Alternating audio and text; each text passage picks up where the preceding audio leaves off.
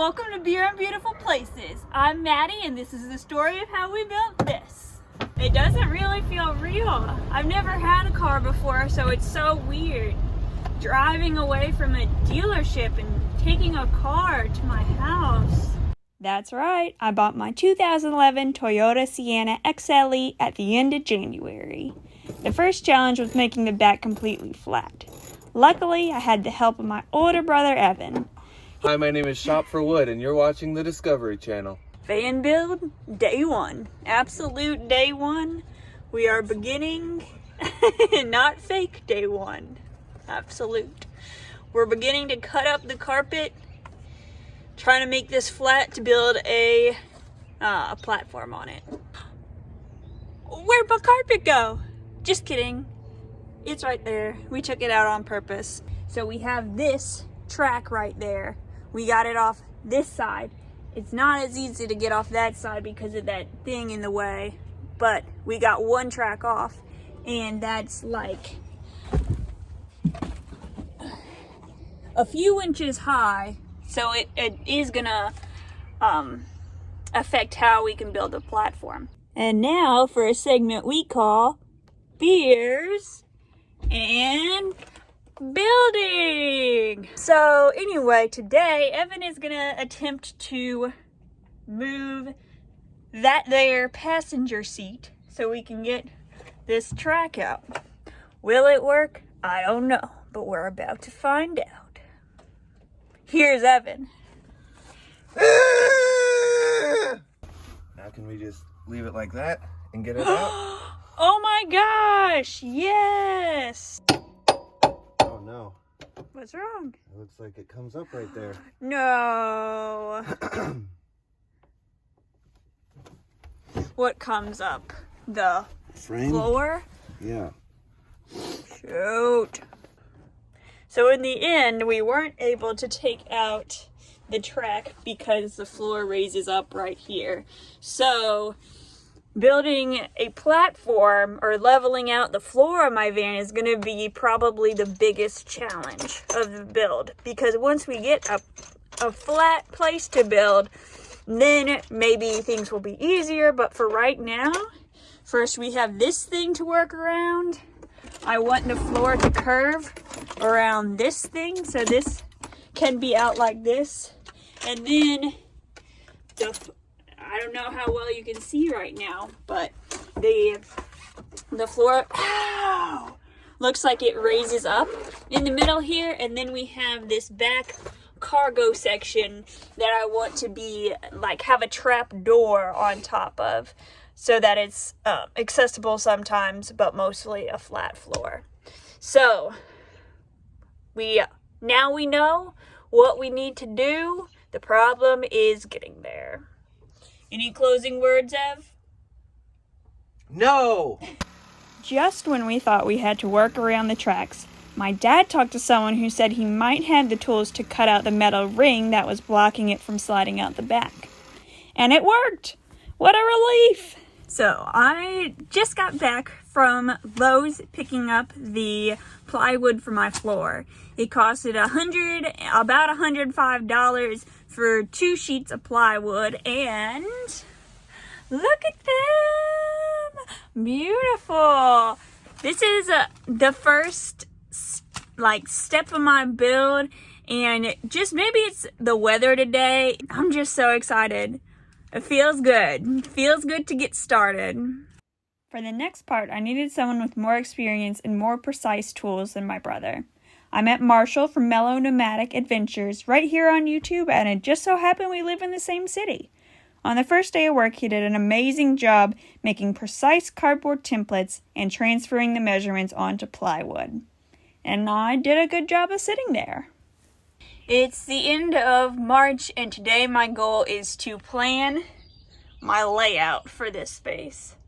Tape down the dimensions of that just fell down. Plan out the dimensions of what I think will go where. First, I taped down the dimensions, and then I found things to take the place of what I expect those dimensions to be so I can get a better 3D feel for it.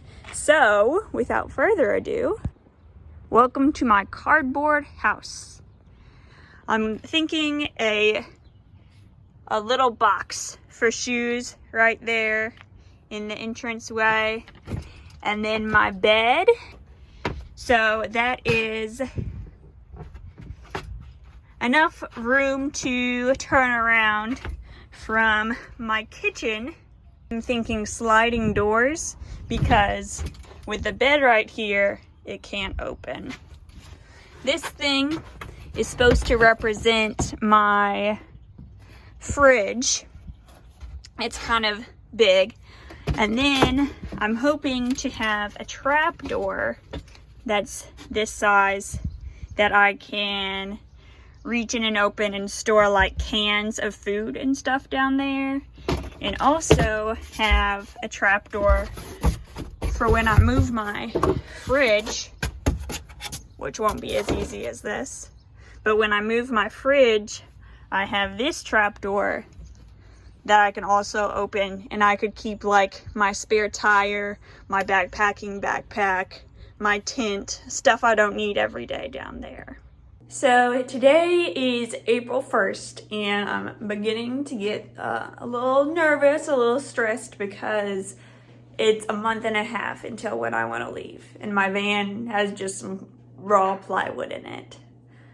Right now I'm gonna go outside and look and see how my stains that I tested out, my wood stains, turned out. Let's hope they're good, because I don't feel like going back to the store and trying to figure out getting more. Okay, here's the moment of truth. They don't look so bad. This as the floor. This as the furniture. I like that. I am so relieved that I like that. Okay, now in the sun, that looks pretty nice. Picture this whole floor that color. Next, it was time to cut the trap doors. I also went ahead and cut the seat belts out. Since I had gotten rid of the seats, they didn't really have a purpose being there. Marshall made a frame out of 2x4s that could support the wood and anything on top of it. One side was slanted to fit the shape of the trunk more exactly. I'll go into more detail in a minute. So today is April 5th, and we are working on the floor. Over the weekend, I stained like this. I discovered what I did wrong was sand it instead of using steel wool. And also I shook it instead of stirring it before applying it. So that's the lesson learned. As you can see, the can doesn't match the wood. But now we're doing the second coat, and my dad, my sweet lovely dad, is doing a better job than I was doing. And then all the stained pieces magically climbed into my van themselves. Since we used 2 sheets of plywood, they were a little uneven, so we joined them by putting scraps of wood underneath and screwing the plywood into them. Finally, trapdoor time! I bought door hinges at a hardware store, and Marshall drilled them in 3 inches in on both sides. And welcome to the coolest floor in all the land. Here we have a trapdoor on hinges. We're using a piece of tape just as a placeholder, but anyway, you can see that's gonna be nice big access to space. My fridge is probably gonna be right here, so we also have this little piece, which I thought of putting on hinges at first, but now I'm like, instead of flipping it up, it'd be easier to just scoot over, and then I can reach down here and get food, get small supplies, anything like that that I want without having to move my cooler.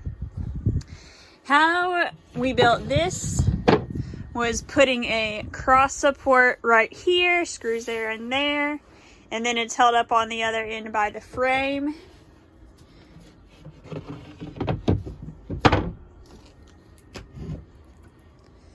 This one, as you can see, is just held up by the frame again.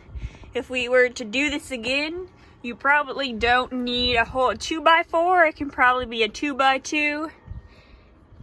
And if I was to do this again, we could be a little more careful making a more exact template, because there's a little gap right there. But all in all, I'm so excited about how this turned out, and I can't wait to use it. So my mom is filming me, and we're gonna do a little experiment.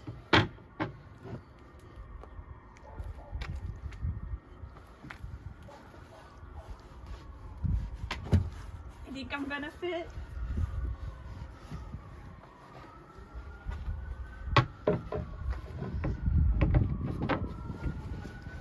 This could be my bed. Just kidding.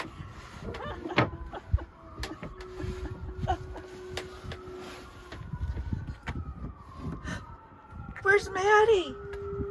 Where is she?